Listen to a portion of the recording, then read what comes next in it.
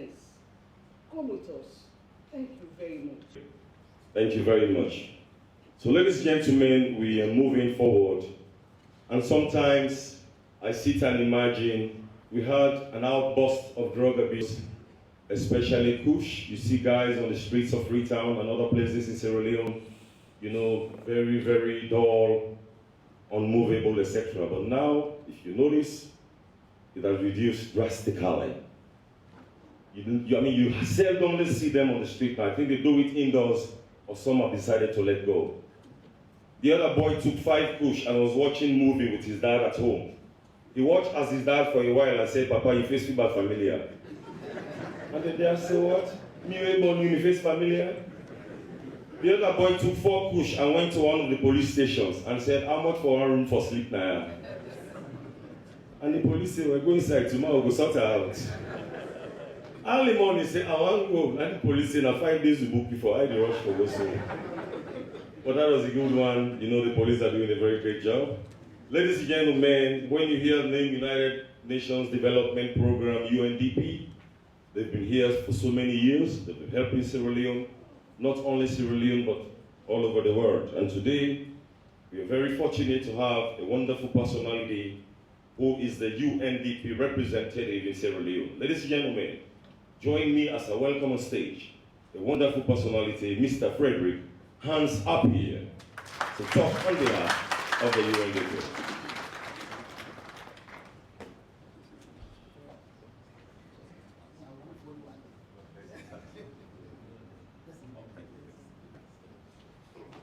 Thank you very much. This one is for height advantage people like us. Thank you very much, Mr. MC. I really like the guy who booked for 5 days. I think that next time he will ensure that he takes only one roll of push, and eventually he will stop push time. Honorable Minister of Internal Affairs, Mr. Nori Lengo, Inspector General of Police, my good friend and brother William Feya Selu, Deputy IG, I see you, heads of security institutions here, members of security forces, our men and women in uniform, members of the diplomatic corps, and development partners here in rule of law, access to justice, security sector reforms, working closely with the justice system and oversight institutions of human rights, amongst others. This support over the years, and as the MC said, we've been here for many decades. This development agenda, ladies and gentlemen, in Sierra Leone, is conveyed in a country program document. We normally refer to it as the CPD. And it's aligned to the National Medium-Term Development Plan for 2024 to 2030. Partnerships for effective service delivery, and Sierra Leone Police is a critical part of this very important document. And therefore, when you see us supporting the police, because it sits squarely within a country program document, and the country program document is starting from now to 2030. And the police service is one of the first institutions with which we are taking off at this level. It has not happened by chance, it has happened because of dedication, the commitment, the professionalism of the police command that we have worked with. And also with the ministers of internal affairs that we had, and we had an opportunity to engage Minister for Internal Affairs, who is himself a former policeman, and we had an engaging conversation, and that really increased our commitment and our anxiety and our zeal to work even more, to do more for the police. It is not every time that you have a former police man becoming the Minister of Internal Affairs. So for this, we are privileged, and we are very grateful that this has happened to Excellency. The President has nominated him, has appointed him, and we look forward to working with him closely, and we are sure that we are going to move things very far. Globally, the police, as I've always said, is a face of a country. The ability to guarantee safety and security of citizens and residents and visitors who come to any country represents how much the country is positioned to attain development. Enabling environment that drives investment and increases the ease of doing business. So policing is at the heart and core of national development. And so for us, we don't see policing as a security thing in itself. Policing is at the heart of development. In a country that doesn't have a good police, that doesn't have a police that endears itself to the community, to the people, a country that doesn't have a police that is professional, that is up and doing, has a lot to do to undermine the development of it. And I'm happy that Sierra Leone, what we see so far, that we're on the right course, and it can only go further. And this strategic plan is geared towards helping us to shape that police that we want to see. I must commend the Inspector General of Police and for your visionary leadership that has made this partnership very possible. I also want to commend the leadership of the Minister of Interior Affairs, Mr. Sanko, your strong advocacy and strengthening of the police. But more importantly, you told us that, right, Mr. Restrepo, we don't want you to only look at the police. We want you to look at all the institutions within the security sector. And that, I see Mr. Fire Service man here, the prisons and others, and the other commissions and institutions under the Ministry of Internal Affairs. And we'll take that very seriously, and we will look forward to working with you to deepening our partnerships with all these institutions under able leadership, the Honorable Minister. UNDP is currently working and supporting the review of the Police Act of 1964 in partnership with the Law Reform Commission in collaboration with the police. Through this process, we envision Sierra Leone police that is operating in compliance with democratic standards. As we look forward to transitioning the police into a police service, this strategic plan we are launching today is going to provide a benchmark and a framework for this transition. And it's going to bring it alongside, at par with countries like Botswana, Rwanda, and Ghana, whose police are referred to as exemplary policing, with people-oriented police in Africa. And this is what we hope to achieve at the end of the day. By the end of 2030, we want to see a police service that is enviable for everybody. We want to see more young people aspiring to be police people because they see a very professional police service that endears to the government's own agenda and to the people of Sierra Leone and to development of the continent.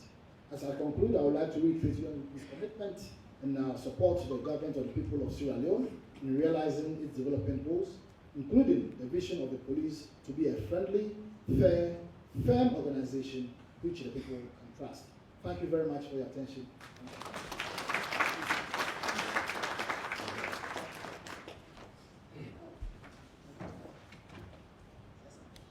Well, that was the voice of Mr. Frederick Hans Ampere, the UNDP representative in Sierra Leone, right from the Republic of Ghana. And that's why I like the meaning of Ghana, G-H-A-N-A. Anytime you go to Accra, Ghana, you see work in progress, development. Ghana, G-H-A-N-A. God has a nation at heart. Ghana. And you can say God has a new agenda for Africa.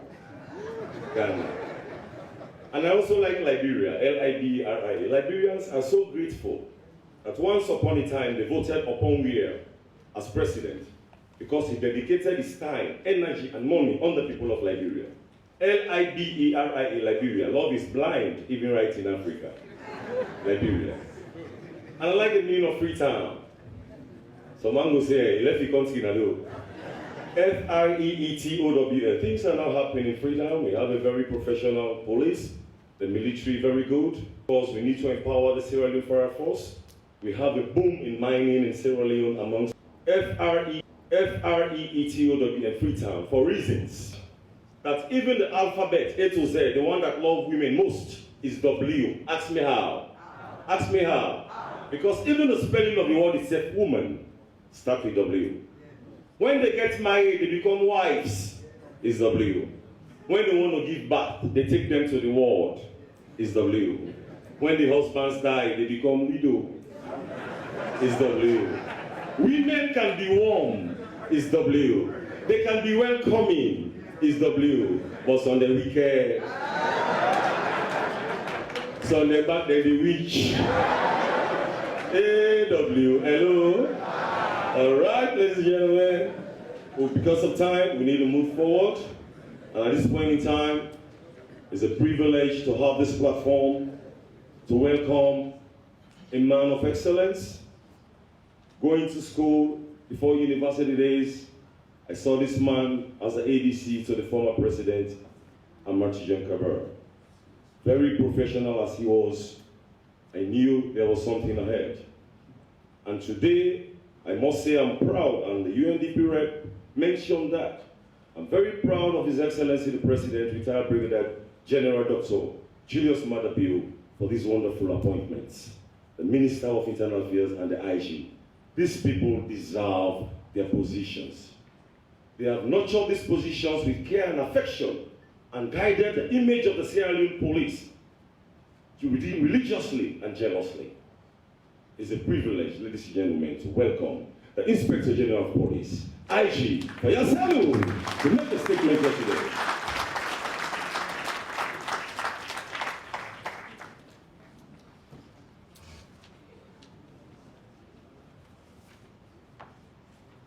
Like the UNDP resident rep said, for height advantage.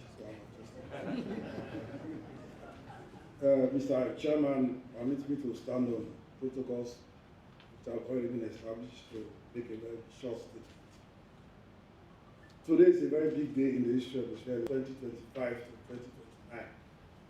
This is an event we conduct after every 4 years. After every 4 years, we lay the roadmap on the forward movement of our organization. It involves so many processes. This one started long ago. We started with the perception survey. We didn't measure ourselves. We hired the services of an expert to survey for us, and we got the results. Those results we shared with our colleagues, our officers, men and women across the country, for them to make their input. After the input, the technical team led by the Director of Corporate Affairs, we did a nationwide tour to validate what is in there and to seek other people across the country, including civil society, traditional rulers, our officers and men in the provinces, our political masters, and everybody was involved. We did that across the country. Then, of course, just like a couple of weeks ago, we had a validation in the same room. We validated to make sure whatever was discussed in those meetings up country were captured in the final document, which we are going to roll out today. During that time, people traveled across the length and breadth of this country to be part of that process. And interestingly, the present Minister of Internal Affairs was chairman for that validation. I'm sure you don't realize that he's going to be the one to launch the document. Because on that day, when I said it was my singular honor to declare the validation open, he was asking, oh, what about the minister? I said, no. The minister's role is to roll it out. This particular document is what we have embarked on. As the Sierra Leone police, I don't want to call it force anymore, because for us, we have been very silent on force or service. So that is why the transition, force or service, is apt. Whatever is contained in this SDP that we are going to roll out today is also anchored in this SDP that we are going to roll out today is also anchored on the transition of the Sierra Leone police from force to service.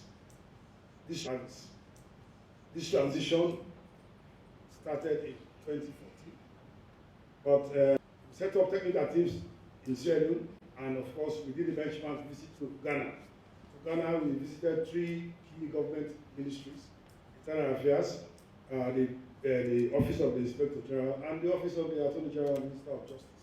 We did that because Ghana has embarked on the transition in 2002. So we thought it fit, instead of going to Europe to copy what is not applicable in our own context, we chose to go to a sister country like Ghana, with whom we have so much in common, both historically and politically. So we found the appropriate atmosphere. We had discussions with the Inspector General. He told us has to be formed. Then, of course, the document itself, this SDP, has 5 strategic goals. Each goal has its own strategic outcome. And for us to realize the outcome, there are key interventions we have to do as a force, as government, as development partners, as our community people, so that we can deliver on those goals, those things we have said we are going to do in the next 4 years as an institution. If you look at it carefully, goal 3, for example, is talking about enhancing community policing. Recently, when His Excellency was launching the Justice Sector Reform Strategy, at the Brookfield Hotel. One of the things that stood out was enhancing community equipment. And for that one, he made a commitment that he's going to support the Sierra Leone police. And he made a passionate appeal to development partners to support the Sierra Leone police to enhance community policing in our policing activities. But for us, it is not new. In 1999, when the British-led Commonwealth team, led by Keith Bill, who was restructuring the Sierra Leone police, they introduced what we call local needs police, community police. And therefore, all local needs commanders, all senior officers, rank and file, support officers, ops officers, it's not new to them. So, and therefore, when His Excellency mentioned that one, I told him in one of our discussions that for us in the police, we have already been an aspect in our reforms in 1999. We have also made it a key performance indicator for our local unit commanders. And it is now incumbent upon all of them to make sure that they enhance community policing in their respective divisions, supervised by the regional commanders. So if you look at that goal 3, the key interventions are there. Those are not things that are new for us. They are the things that have been pre. The SDP simply say, yes, if you want to reach this level, if you want to achieve this strategic outcome, these are the things you have to do. These are the activities you have to deliver on for you to reach this level. That is why every strategic goal has its own key interventions. The contents are very clear. For example, in the area of innovation and technology, Sierra Leone Police, we came in, I would say we came in a little late in the use of technology, but it's good sometimes when you come in very late, go for the top-notch technology. That is why we are able, for example, to deploy GPS, global positioning systems, in our patrol vehicles. And the advantage of that one is it has helped to reduce our response time to incidents. That is why it has taken a long time, months. We have never recorded incidents of armor because we are responding promptly to distress calls. We have in those vehicles, we have installed telephones. We have a central monitoring, it's not one, wherein every distressed person picks up the phone, calls that number, and then the person in the control room will look at the map. We have a special description of how the vehicles are running. You can see it on the monitor. So he's looking for the nearest vehicle to that particular incident, and he's calling for response. That's how all of us together we have been able to manage that one. Furthermore, in the use of technology, we also picked up a project which has been hanging there for 10 years. That is the Smart City project. In 2014, the project was conceived so that we can have Freetown under surveillance cameras. Since that time, it has not kicked off. Very recently, in the late 2024, together with my colleagues at the year, look, we have to drive this forward. And what was the motivation? One day, we were briefing His Excellency, he said, what about this smart city I was hearing about when I was then not giving head of state? He said, then the Vice President said, no, that was not for the police. But he said, look, police, you can take on this one. It will help you quite a lot. And I made a very strong commitment that, yes, we are going to take it on. Taking it on, and as I speak to you, we have a monitoring room at the NJOC, National Joint Operations Center at Freetown, where we have installed 30 surveillance cameras, 17 in Freetown West and 13 in Freetown East, including my 13th checkpoint. They are firmly anchored on monitors at the NJOC, Freetown, in the separate room meant to monitor all of these activities. And the advantage with that one is it has helped us to really control the level of sexual behavior in the streets, criminal conduct, because we are fixing these cameras in broad daylight for them to see that, yes, police who have kept the city under close surveillance. So no matter what you do, just like we said, no matter what you do, and if you stand under those cameras and you are talking, all of those cameras, they have memory cards. You can record what you are talking as long as you are standing there. So that is what we are not going to shy away from that one. We are not going to shy away from that one. We are going to let the public know that that is what we are doing. Yes, so that we can see that we have also come into the issue of technology. Welfare issues, yes, those are issues that have to be addressed by government. Some of those interventions we have started making already. For example, the leadership of the medical services has been able to upgrade the standard of our hospital at Kintom to a teaching hospital. Now the MI room at Kintom is a teaching hospital. It's a hospital that has been provided with state-of-the-art equipment, in strategic partnership with people on the outside. For example, Surgeons in Action from Spain. They've been here 5 times and they've conducted free medical surgeries for over 900 people. And it's important to note that those 900 people, they are not all police officers.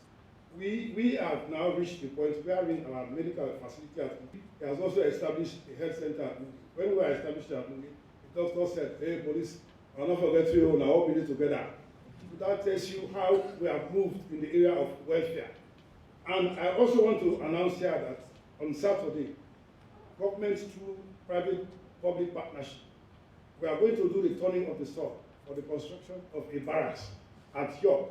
We had a piece of property at York we acquired years ago, 17.2 acres. It has been there for a very long time, and I want to thank those local unit commanders at Waterloo for all the efforts they took to protect that property. On several occasions, land grabbers have tried to go and grab it, but we protected it well. We had signboards on that land. We said, this is police property. Trespassers will be prosecuted. Yes, several times we had to go in there to demolish makeshift structures of those land grabbers who want to take it on. So on Saturday, after tomorrow, we are going to turn sod for the construction of a barracks that will host 60 officers, a police station, a health center, and a primary school for all of those officers who are going to be deployed in that particular environment. It is because that part of the city is expanding. And if you look between Tombo and Godrich, we don't have any big formidable station that can accommodate that particular place, that can provide the much needed security. So that one is starting on Saturday, and hopefully it will be delivered in a space of 1 year and 6 months. That's good time for us to be in that location. And there are expectations from us as members of the Sierra Leone Police in delivering on this strategic development plan, which we have going for the next 4 years. Everything captured in that plan, those are activities we do on a daily basis. We are not going to depend on our own internal mechanisms, but we are also going to trust members of the public. That is why when we are developing the document, we make sure we include civil society and other members of the public. The document is not only the document for the Sierra Leone Police, it is owned by each and every Sierra Leonean. We are only handling it, but for you, who are not police officers, civil society, traditional rulers, religious leaders, development partners, you have a responsibility. The responsibility you have is to monitor how well the police are delivering on this particular SDP for the year 2025 to 2029. Of course, we have reporting portals, we have reporting templates. We're going to be reporting on how we deliver on each key performance indicator in line with the strategic goal, key interventions in line with the strategic goals.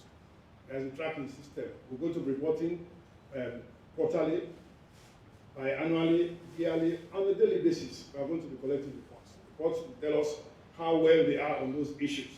So that is how important for us the SDP is. It was nicely coined to say we are to create stable and secure environment for economic development. For me, development is predicated on security. If there's no security, there's no development. If there's no security, all of us would not have gathered here today. Because I remember in those times recently when people say, would they come out, shops will be closed. And when shops are closed, government is losing a huge quantum of revenue. But thank God, with the support of our sister forces, support of development partners, we have been able to create some amount of stability that is suitable for economic development. So as officers, members of the Sierra Leone Police, we have a responsibility to make sure we remain focused on what is contained in the SDP so that we can deliver. You know, as a father, if you have too many children, you are putting them to school and you will not pay attention to the child who does not pass to go to the next class. You are going to focus on the child that delivers, the child that goes to the next class. And that's what government does. Government is looking at all of us. The ministry has very strong commitment to what they want to do. We continue to manifest very strong commitment to what they want to do. We continue to manifest greater dedication in the realization of what we stand for.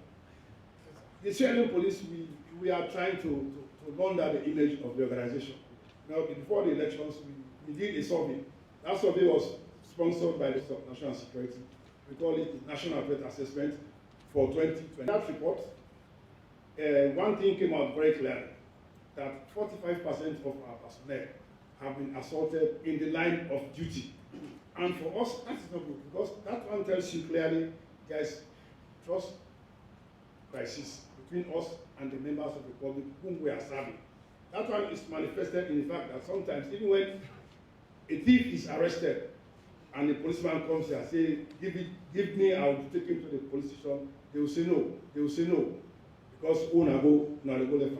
But I want to commend all my colleagues. That one is changing, and it's changing for the better, if not for the best. So we have that one. Then, of course, before we did this document we are launching today, we did also a perception of something. We didn't measure ourselves. We had some experts to do it for us. That one also had its own findings. And we worked on those findings to make sure all of the things that are expressed in those reports were captured and put into this particular document we are going to launch today. I will be remiss in my duties if I don't thank the UNDP, who have been our strong development partners and strategic partners. Without the support of the UNDP, we would not have been here today.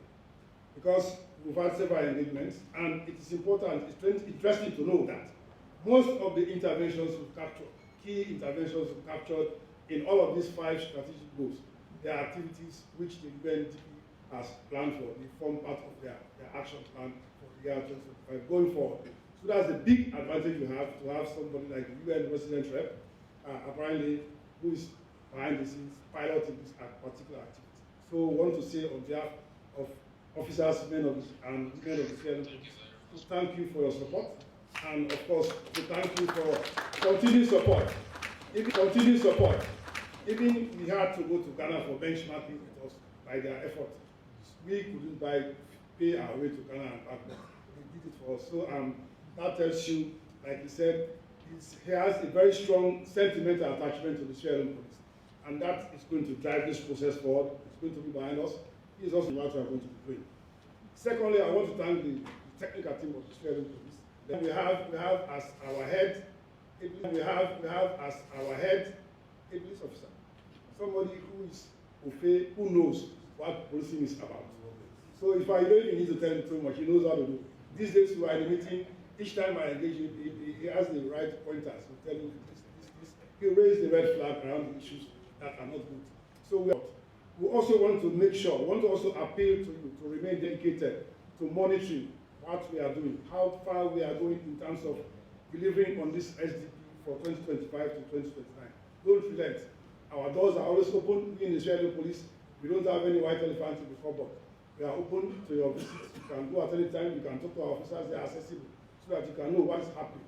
If you have issues with our people, instead of going to social media, which is widely abused and misused, come to us. We are open. We can talk to you about it. Then, of course, our religious and traditional leaders, we thank them because they are key in what we do in communities. If we want to convey community meetings, we are going through the community leaders. We are going through the religious leaders.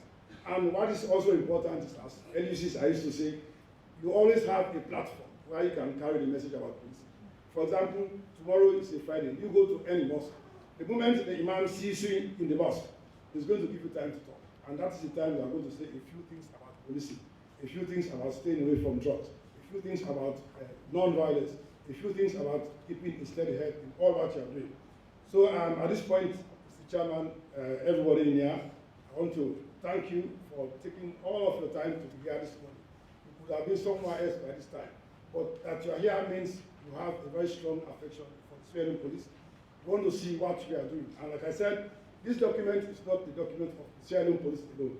It's a document for all of us. We have a responsibility to look at it, to see how we are doing in terms of implementation, and then finally to assess, give us your own perception.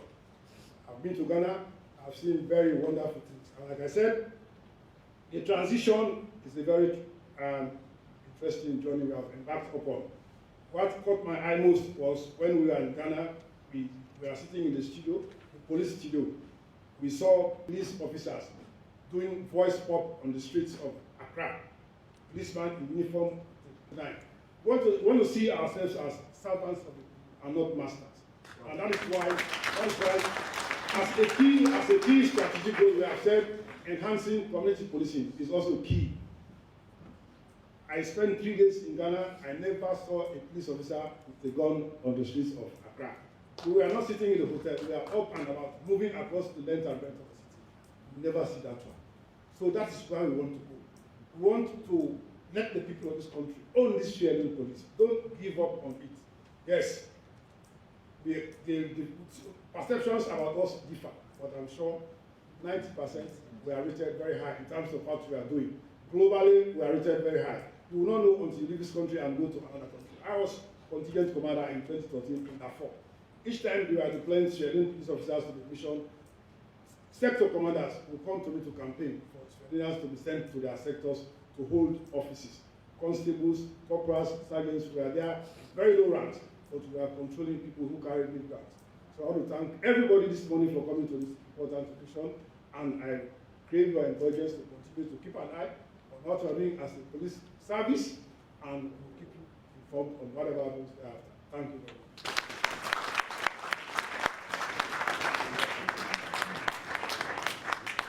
I kept listening, and I'm not going to stop again. You know, they say your area is your area. The IG indeed knows his own area. That's a nice one. And going further, AIG Hillary is doing very well at Amazon. I therefore acknowledge the leadership through the government and the Ministry of Internal Affairs to kindly reactivate the deployment of Sierra Leone police at the United Nations, ECOWAS, African Union, and other well-meaning organizations, because we are very professional. That would be a nice one too. I also want to recognize the presence of the Ombudsman of the Republic of Sierra Leone, Lawyer Ijoja, my former colleague at NACIT, where we worked for 20 years. I appreciate you. I also have the director of CID, doing a great job around the mountain district. God bless you. So ladies and gentlemen, we've reached the apex of the program. And any time from now, we'll hear from a legend in the security business. Having served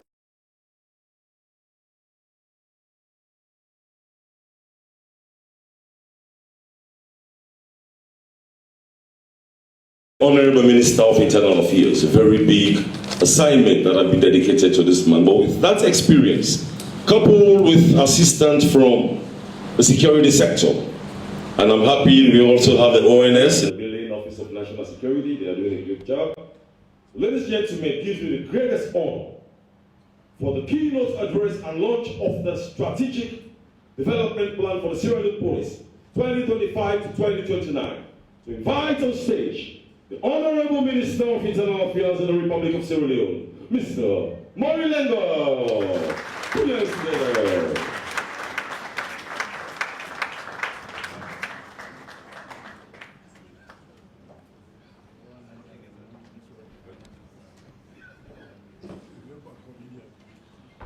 Thank you very much, Mr. Chairman. Mr. Chairman, the UNDP resident representative, the Inspector General of Police, members of Parliament, members of the Diplomatic and Consular Corps, Security Service chiefs, senior civil servants, traditional rulers, the Ombudsman, religious leaders, members of the Fourth Estate,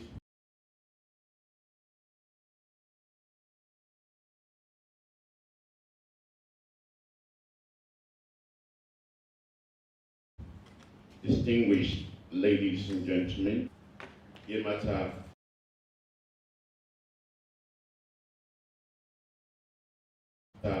and Chair Lady, strategic plan that I'm here about to launch today. When we did our first strategic plan, I became Tom Officers Mess.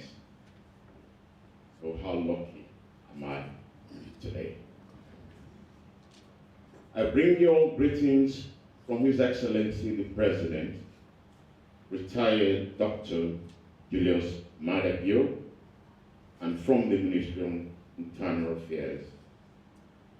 today adds another feather in the heart of the Sierra Leone police, and another milestone to IGP Fayez Telu's enduring and enviable legacy to make the Sierra Leone police an effective, efficient, and professional service that we as a nation can be very proud of.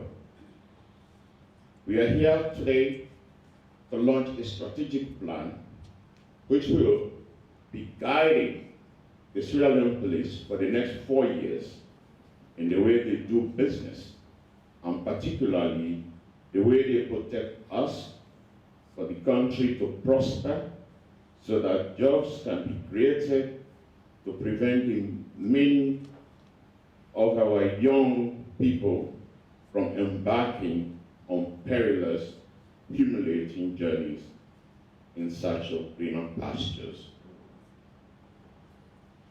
The journey to this day started quite some time back. Yes, I know, because developing, validating, and launching a strategic plan is a daunting, challenging, and intellectual exercise with resource implications.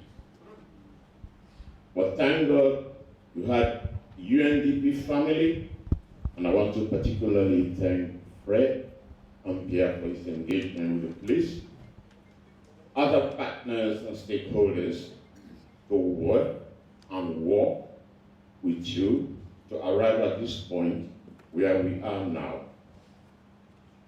Thank you to everyone who has supported the SLP so far.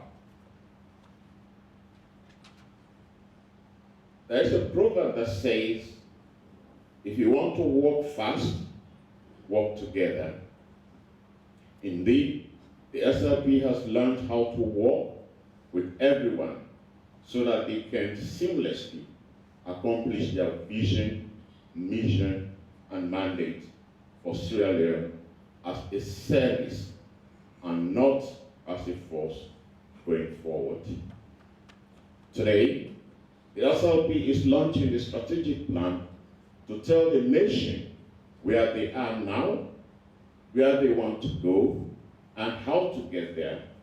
By doing so, they are holding themselves to be accountable and to be transparent.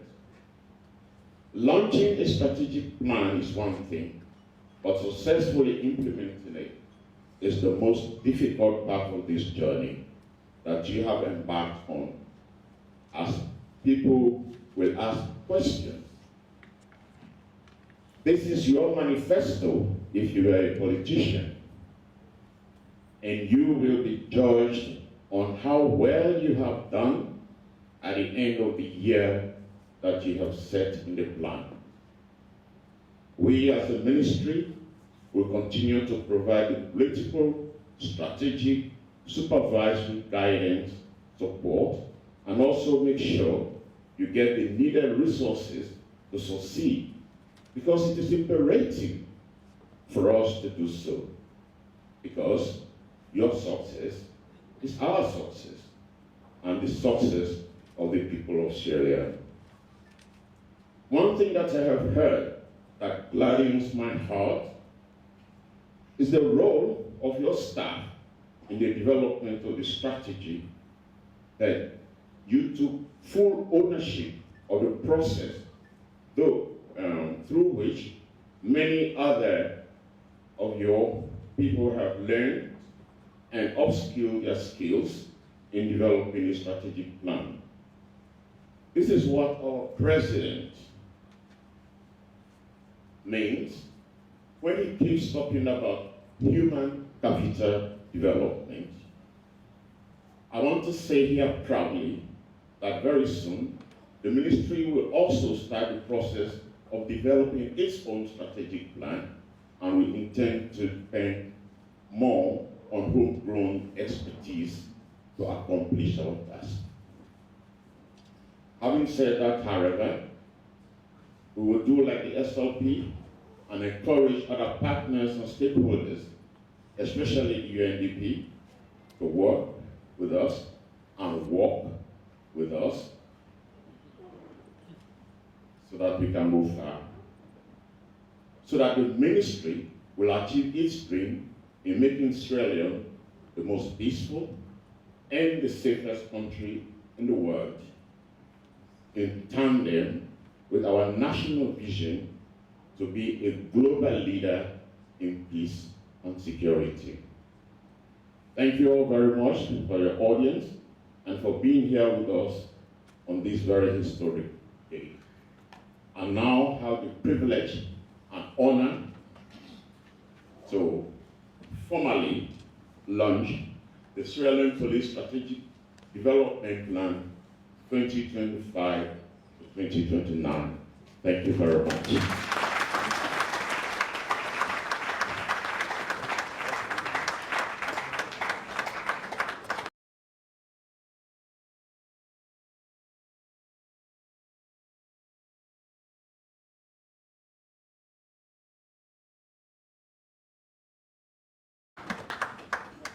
That was a nice one by the Honorable Minister of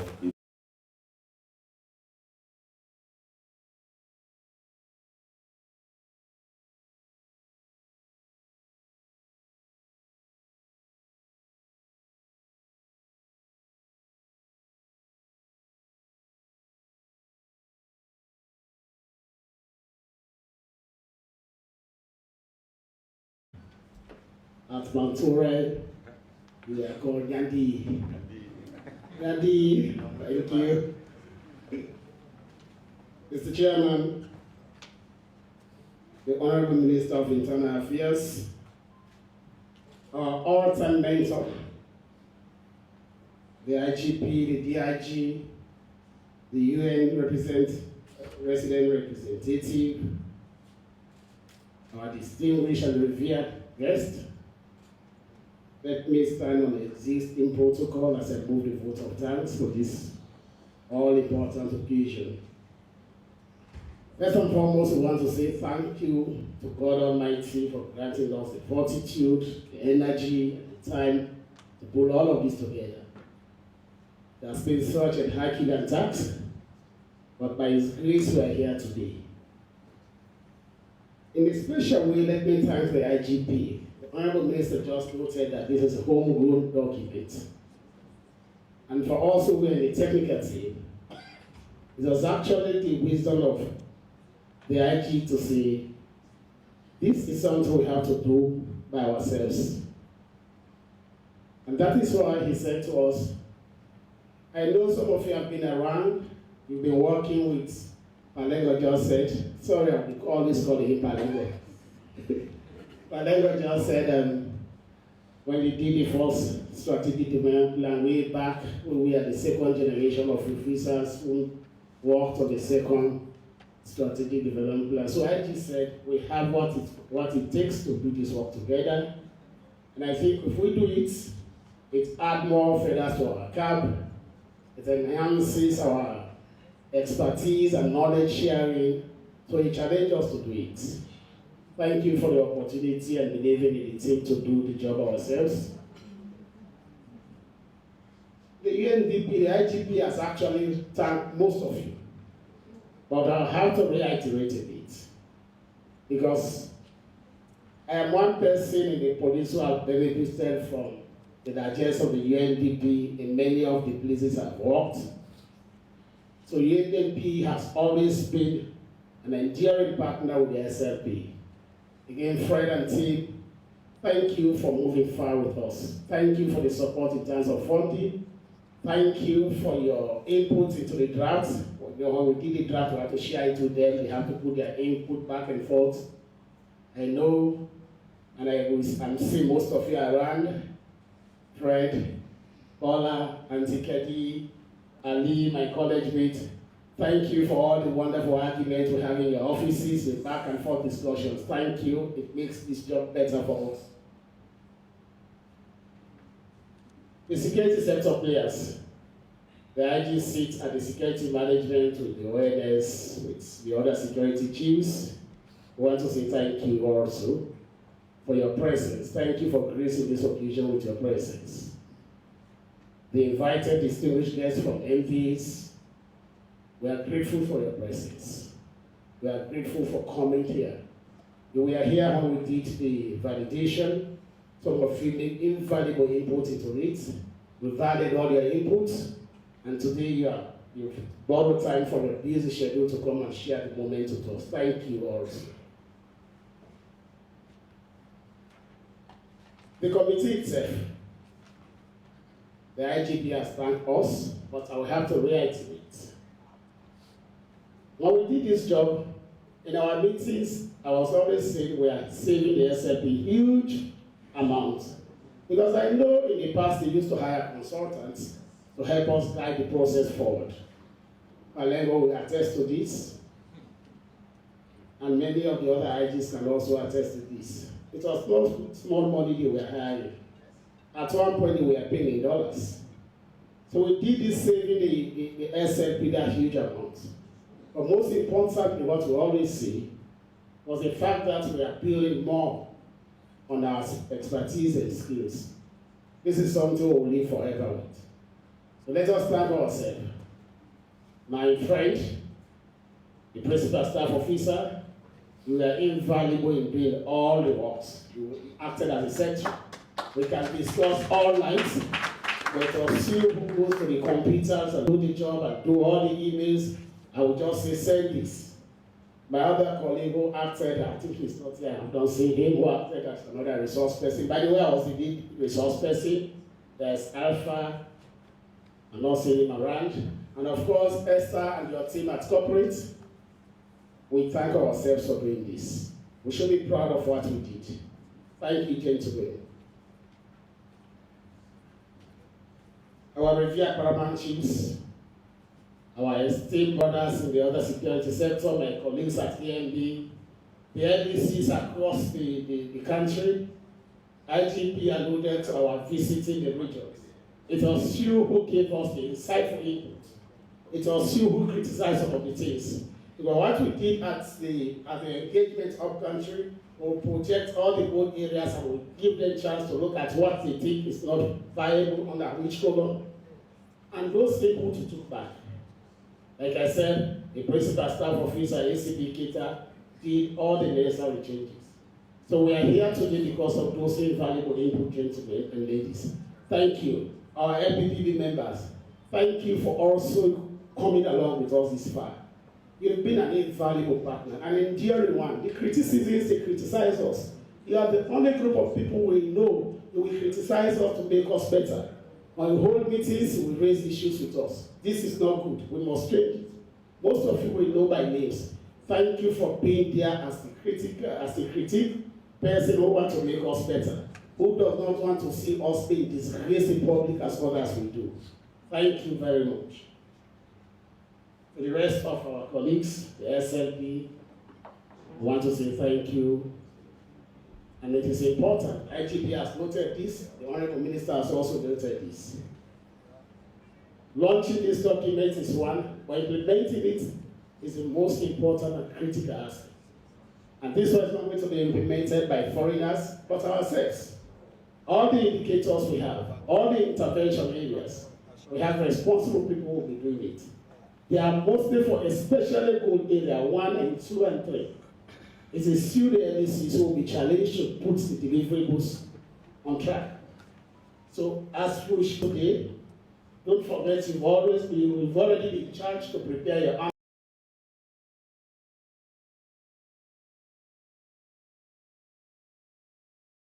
armor policing plans from this. Begin to take note of what you are going to be reporting on. It's important. IGP has just asked all the partners here, all the members of the fourth estate here, that they should help us monitor progress. So it's not going to be a main tax. We'll be sitting on our backs to ensure that it is delivered. So for all of us in the room, whom I cannot have time to mention by names, thank you all for coming. We are grateful for all the support. May God bless us all. That was an in-depth vote of thanks by our brother. Put your hands together for him once more. I made an announcement earlier for the photo shoot, but we've decided because of professional reasons to have the snapshots at the back of the high table. I think it will be clearer here than down here. We finally, before I close this, gentlemen, I want to thank all of you. We attended a workshop one day and everybody was asked to show his or her name, the degree you have. Gentleman got up, Mohamed Kamara, Bachelor of Arts. The other guy said Joseph Kamara, Masters. One of my friends never went to university, but he wanted to get a degree that day by force. So he got up and said, I have Nouveau, I have UNDP, I have WFP, I have WHO, and I have SMPS. And then people said, what's the meaning of SMPS? He said, Senior Member of the Borough Society. And they said, your degree is over, man. All right, so AIG Abdul Mojoy, Director of Traffic, special request to you. You're doing a great job. So ladies and gentlemen, as we draw to a close, I want to thank all of you. We started with prayers, and this time it's going to be just close with individual silent prayers where all of us are seated, so that as God brought us here, we'll go back home safely. 1 minute individual silent prayers.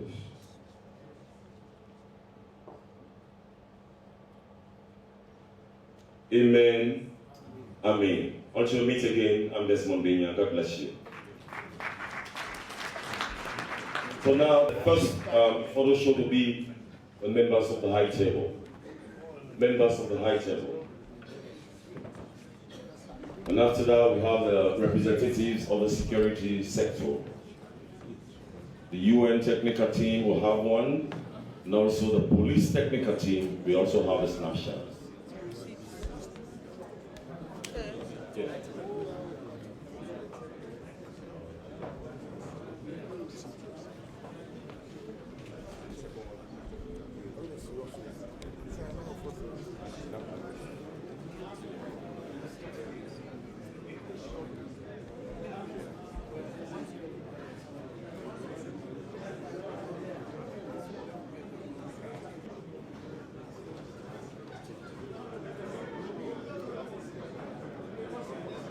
Inviting the United Nations, the Development Program technical team to please come and stand at the back of the members of the high table.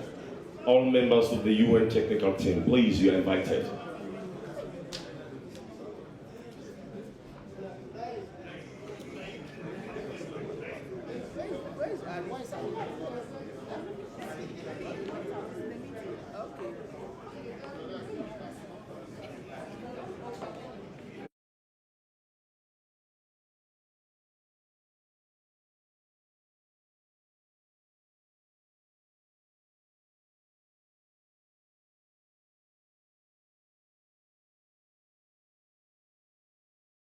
Thank you, Chairman of Community. I want to associate myself with what has been said, especially what our sister President Samia Suluhu has just mentioned.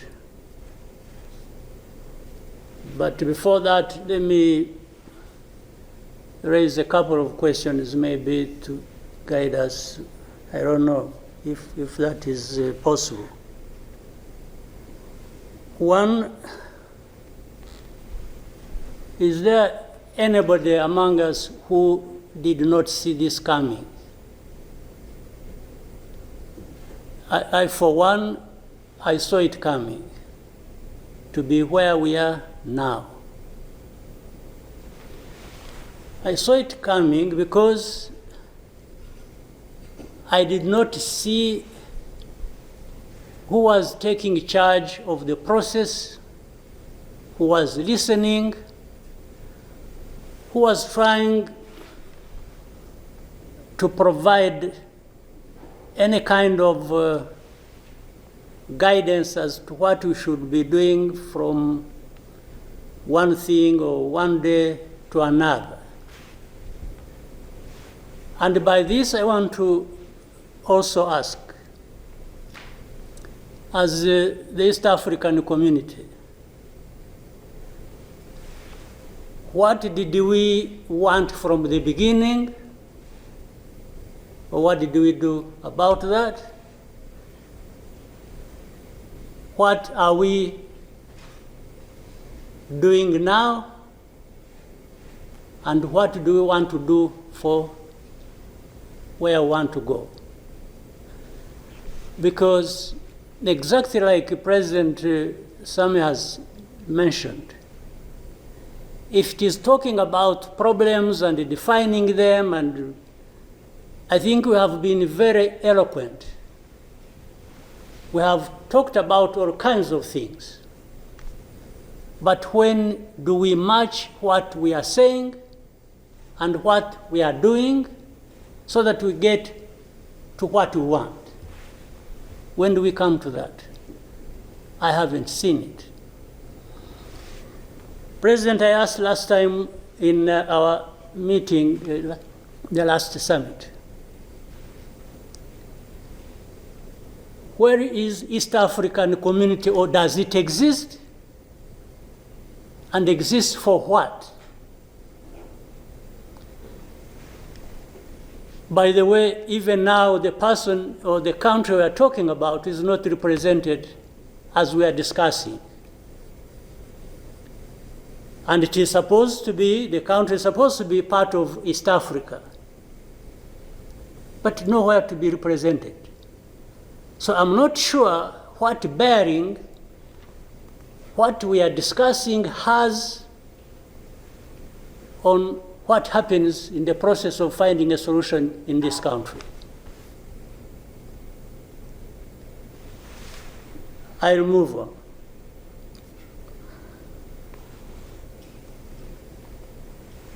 The conflict that was created from the time we had the East African community get involved in trying to help in Congo, and later on when the East African force was trying its best and we are seeing progress, Tshisekedi decided they are not doing what he wanted and went to SADC. SADC agreed they would come and do what he wanted and sent everybody packing. And that we complied and kept quiet. What really did we expect to come out of this? Now, worse still, I think even in East Africa itself, ourselves, maybe we have different understanding of what the problem is, and we have never come together to agree or even disagree and find a way to come together finally to do what we ought to do to deal with this problem. Or we simply decided, each country, to move on its own with a different agenda arising out of involvement or whatever in Congo, and that was enough. If your interests were catered for by Tshisekedi, that was fine, even if the others' interests or concerns were not taken care of. You can imagine, therefore, what chaos comes out of that kind of situation. We are, on one hand, assuming or pretending we are coming together over an issue and trying to find a solution, while at the same time, each country is pulling in its own direction, different from the others. This is the fact of the matter. Now, but even if we were doing everything right, all of us. Nothing is going to come out of it until those mainly concerned are also part of it and participating and contributing to the success of the process through which they are getting the support. But if the parties decide or accept to be manipulated, because, and by the way, that's exactly what happened. And I think in Congo, there are experts for doing that. They would go to one party and promise them something, and then they would decide to keep quiet about what is obviously going to result into problems like we are seeing now. Or, like he did, he didn't want East African community because they were not doing things the way he wanted, even if it was not right.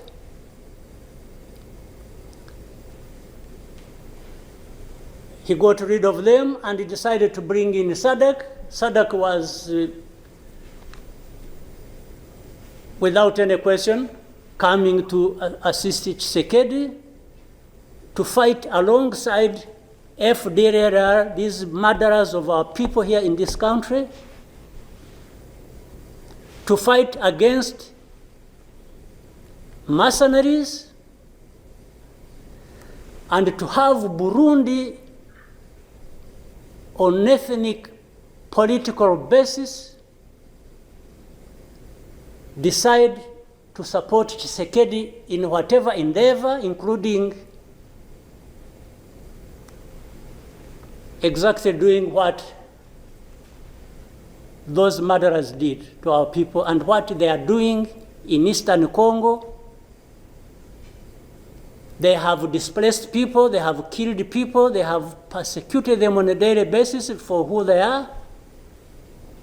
We have refugees here who have been here for the last 20 plus years, just dislocated from Congo and sent to Rwanda because they say these are ethnic Tutsis, and therefore they belong to Rwanda, they don't belong there. And everybody is around. I don't know how many entities we have in Congo, honestly. We have MONUSC, we have SAMI DRC, we have mercenaries, we have Burundi, we have FDLR that has joined them. And everybody is there watching this thing, and we pretend it's like we don't understand what has been going on for all these years.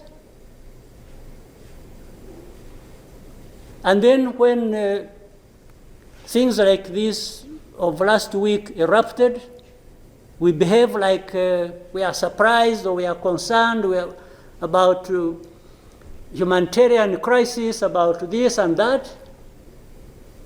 Isn't persecuting and killing people and displacing them part of that humanitarian concern? So as East Africans, we sit here and then do what about it? For the last 2 days, on Monday and today this morning,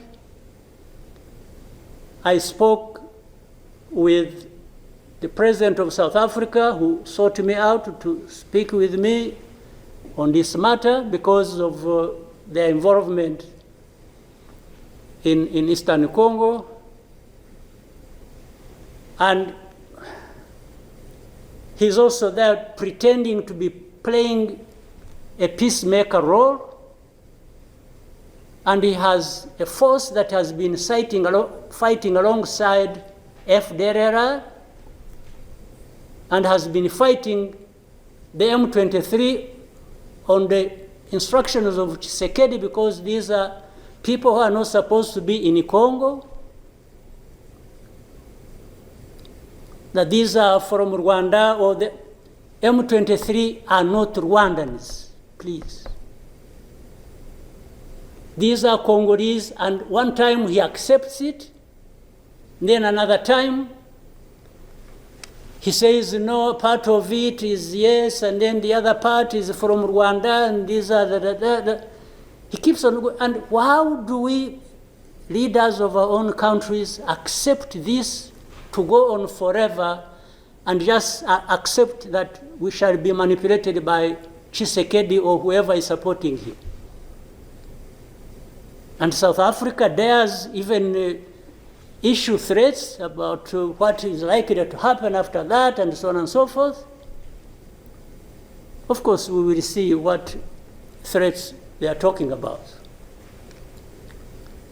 Maybe they should have done that exactly for which they have been issuing threats. They should have done it to clean up the mess in Eastern Congo, or to fight back those who have been trying to clean up the mess. So then you have the whole international community just confused. They talked about Rwanda, they talked about the Nairobi process. Honestly, even here, maybe you will help me understand what all this means. The processes became an end in themselves. And the people leading these processes became more important than the results of the processes. The Nairobi process became a Uhuru process. Then the Rwanda process, it's like you can't say anything that will displease President Lorenzo. Definitely, this does not help deal with such a serious matters as we are faced with today. That in the end, just because they can't be addressed, we have such a situation like we have now. And if anybody, and above all, I don't understand how Tshisekedi keeps thinking that he will resolve the problems to do with rights of people militarily. Kill them, shoot them, bring in forces that are ready to help, like especially Burundi. Well, I don't know whether that has been helpful for the last few days or weeks. They have been doing that. So I want us to, Chairman, Your Excellencies, I want us, whatever we are saying and whatever we intend to do, we capture the context rightly and then proceed based on that, and maybe we can get somewhere. But otherwise, if we keep saying good things, saying that, and to each other being nice, and then each one fulfilling their own interests other than others' interests, the common interests we have as East Africans, then I don't see how we are going to contribute effectively to finding a solution.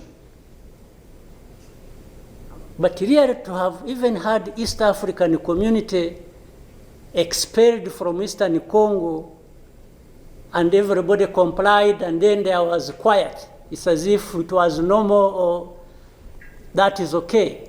Everything dictated by the country or the person we are trying to help. I didn't understand that. And that's where we are now. That's how we are here, where we are. So let me maybe for now stop here. I would really want to hear advice of others, but I think it's not just a plaything. It's not, it's a serious matter, evidently, because it consumes people's lives. And the other day, 2-3 days ago, we lost people. There was a lot of shelling from Eastern Congo, from Goma, and killed a dozen people and injured hundreds. We will definitely take care of that. There's no question about it.